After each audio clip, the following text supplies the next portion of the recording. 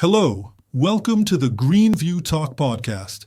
Today we will be discussing the article CQD, The Scientific Method Unmasks Climate Militancy, When Science Rescues the Truth and Calls for Sobriety in the Climate Debate, written by me, Antonio Fernando Pinheiro Pedro, and my great friend Rafael Possik. Scientific Sobriety and the Climate Debate. The debate on climate change has long been dominated by a narrative that, while urgent, has become dogmatic and at times lacking in scientific rigor. Science, in its essence, thrives on questioning, revision, and the confrontation of hypotheses. When this approach is replaced by militancy, the veracity and credibility of the facts are compromised, undermining the relevance of the discussion and hindering the search for effective solutions. A notable example of this need for scientific sobriety is the recent report from the United States Department of Energy, DOE, titled A Critical Review of Impacts of Greenhouse Gas Emissions on the U.S. Climate. This document, prepared by the Climate Working Group, CWG, is an invitation to precision and honest debate, free from alarmism and ideological agendas. The report presents conclusions that diverge from the most alarmist projections. Instead of denying climate change, a natural and historical phenomenon on the planet, the study questions the climate's sensitivity to CO2 and points out that climate models may be overestimating future warming.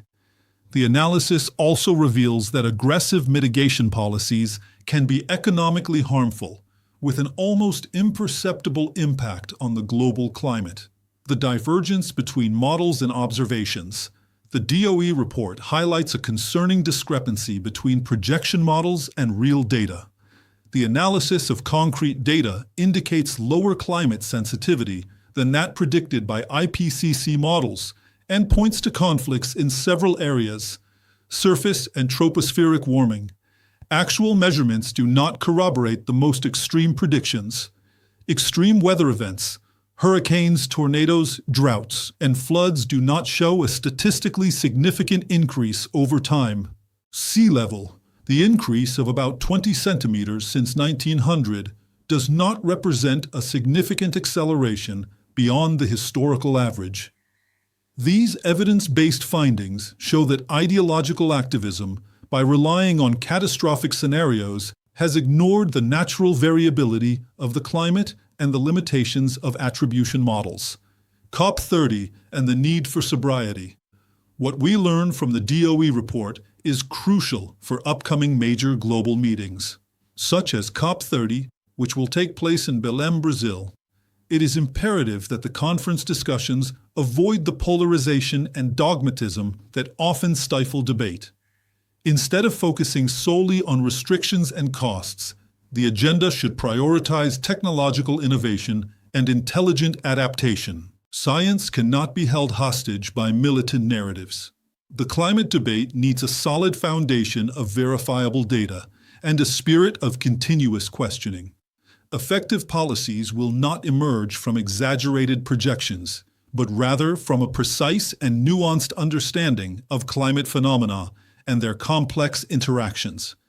Final reflection activism, however well-intentioned, tends to oversimplify complex issues and label dissent as denialism.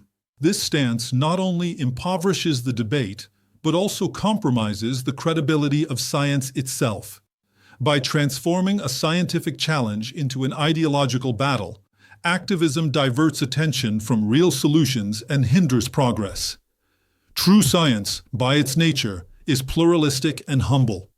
Only by recapturing this essence can we move forward seriously and effectively on a topic so vital to the future of humanity. Thank you very much for watching.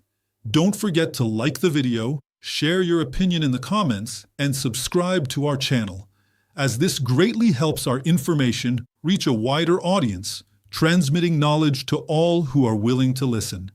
See you soon in our next video.